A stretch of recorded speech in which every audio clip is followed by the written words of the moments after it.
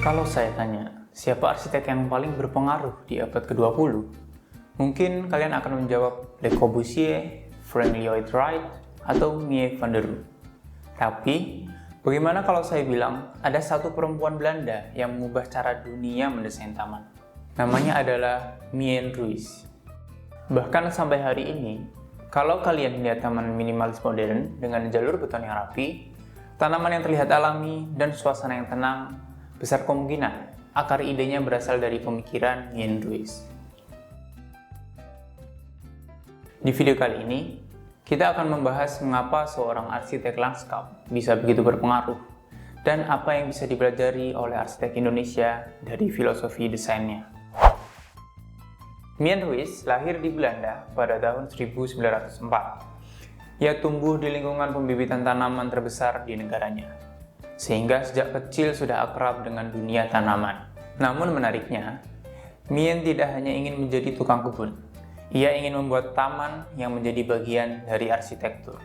Pada masa itu, taman masih identik dengan dekorasi mewah, simetris, penuh ornamen, dan hanya untuk dipandang. Mien memiliki pandangan yang berbeda. Menurutnya, taman adalah ruang hidup, tempat manusia berjalan, duduk, berinteraksi, dan menikmati alam sehari-hari.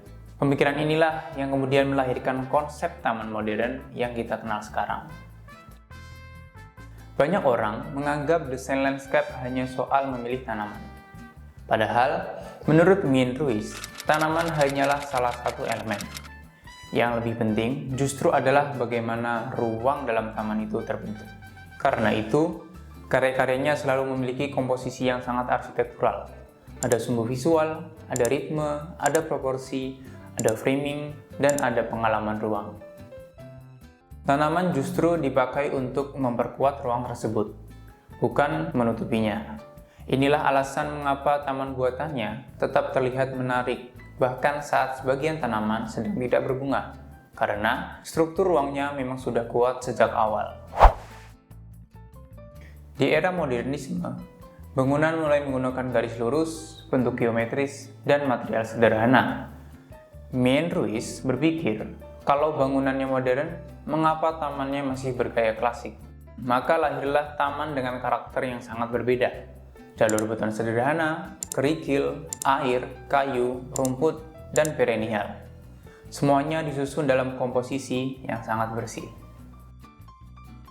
Menariknya, walaupun geometri ruangnya sangat tegas, tanamannya justru dibiarkan tumbuh alami.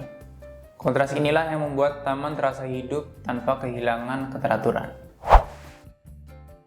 Salah satu inovasi terbesar Mien Ruijs adalah penggunaan bantalan rel kereta bekas sebagai elemen lanskap. Hari ini mungkin terlihat biasa, tetapi pada tahun 1950-an, ide menggunakan material bekas sebagai elemen desain merupakan sesuatu yang revolusioner.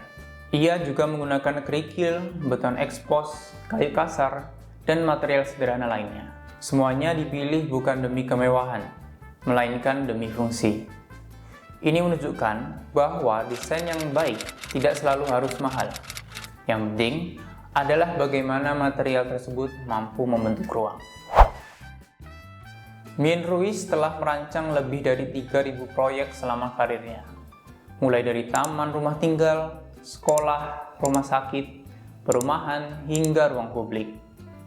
Ia juga dikenal melalui kawasan eksperimennya, yaitu Tahunan Mien Ruijs, yang berisi puluhan taman dengan konsep berbeda sebagai laboratorium hidup untuk menguji ide-ide desainnya. Bahkan, tokoh-tokoh lanskap modern seperti Piet Oudolf mengakui pengaruh besar pemikiran Mien Ruijs terhadap perkembangan desain lanskap naturalistik modern. Di Indonesia, masih banyak proyek yang mendesain bangunan terlebih dahulu, baru setelah selesai, ditambahkan taman di sisa lahannya. Padahal, kalau mengikuti filosofi Mien Ruijs, bangunan dan lanskap seharusnya dirancang bersamaan karena keduanya saling melengkapi. Pengalaman ruang tidak berhenti di dinding bangunan, tetapi dimulai sejak seseorang memasuki tapak, merasakan jalur pedestrian, melihat vegetasi, mendengar suara air, sampai akhirnya masuk ke dalam bangunan. Semuanya adalah satu pengalaman arsitektur yang utuh. Di Rancang Reka Ruang Group, pendekatan seperti ini menjadi salah satu prinsip dalam proses desain kami. Kami tidak melihat taman sebagai pelengkap setelah bangunan selesai.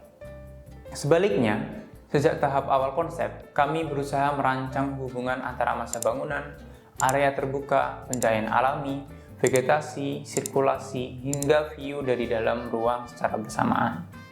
Tujuannya bukan hanya agar proyek terlihat indah di foto atau render, tetapi agar setiap orang yang menggunakannya benar-benar merasakan kualitas ruang yang nyaman, teduh, dan menyatu dengan lingkungannya. Karena bagi kami, arsitektur yang baik tidak berhenti di dinding bangunan, ia berlanjut hingga ke lanskap yang menghidupkannya. Kalau ada satu pelajaran yang bisa kita ambil dari Main Ruiz, itu adalah bahwa taman bukan dekorasi. Lanskap adalah bagian dari arsitektur. Dan ketika arsitektur serta lanskap dirancang sebagai satu kesatuan, pengalaman ruang yang tercipta akan jauh lebih kaya. Bukan hanya indah dipandang, tetapi juga nyaman untuk digunakan. Kalau kalian suka pembahasan seperti ini, jangan lupa like, subscribe, dan aktifkan loncengnya. Karena di Belajar Arsitektur, kita tidak hanya membahas bangunan, tetapi juga para tokoh dan ide-ide yang membentuk dunia arsitektur hingga seperti sekarang. Saya Ibra, sampai jumpa di video berikutnya. Salam belajar arsitektur. Dadah.